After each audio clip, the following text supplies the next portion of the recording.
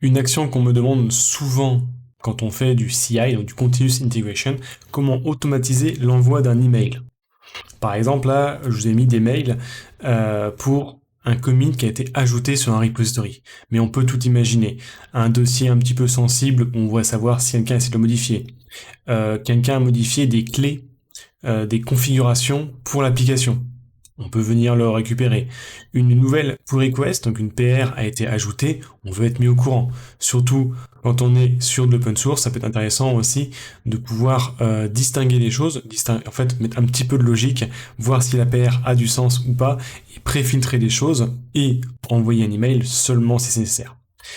Alors ça, c'est des mails que j'ai reçus parce que justement, j'ai ajouté ça sur un repository pour tester, et je vais vous montrer maintenant comment on le met en place. Alors pour ça, je vais vous montrer deux techniques. La première, c'est celle-ci, qui est en utilisant donc un GitHub Actions. On va être que sur du GitHub Lab, on peut faire la même chose avec du GitLab ou n'importe quoi d'autre, à vrai dire. Donc là, c'est un petit fichier YAML, relativement classique, hein, c'est un peu plus clair qu'un fichier JSON, mais c'est le principe identique.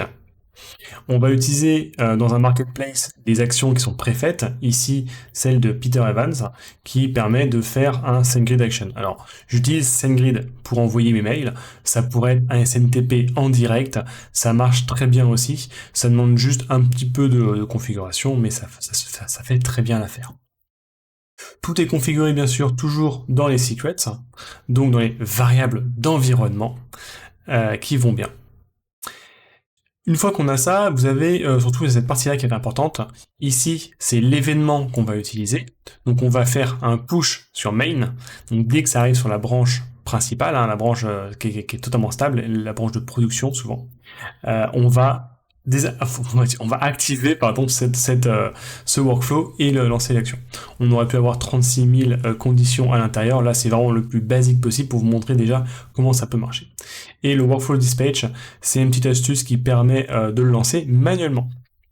Donc ça permet de faire pas mal de tests donc c'est extrêmement pratique à connaître et à savoir. Il y a juste donc ça c'est la version simple.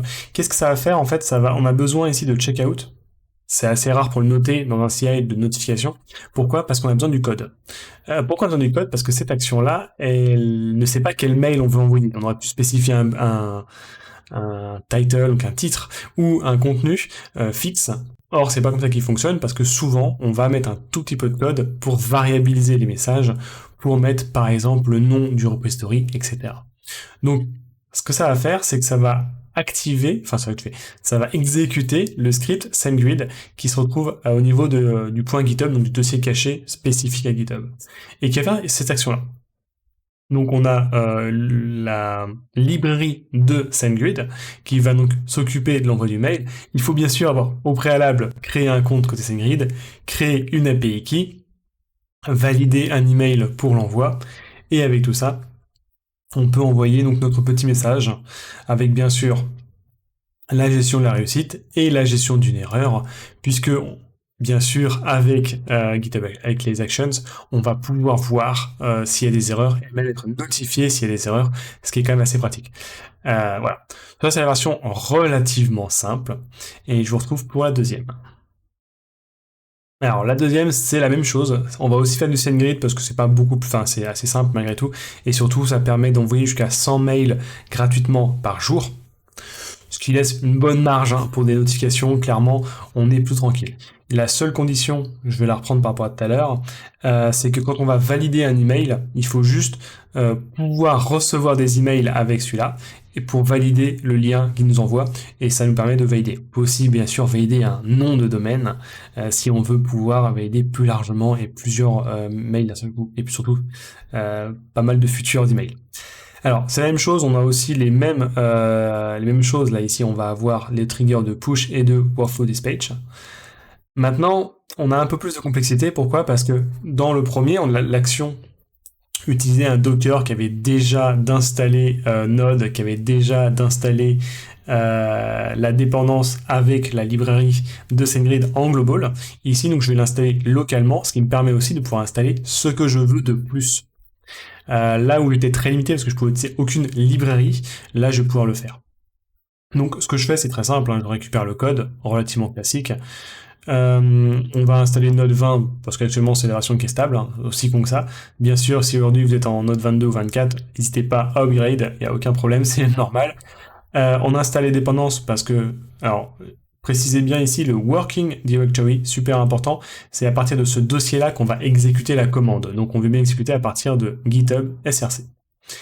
Le GitHub Workspace, c'est parce qu'en fait, on va être dans le dossier du user, donc la homepage du user, et donc il nous propose directement le nom du workspace, qui va être le nom qui se retrouve ici, hein, bien sûr, alors on vous pas, voilà, que vous avez ici, qui est le nom du repo, en fait, tout simplement.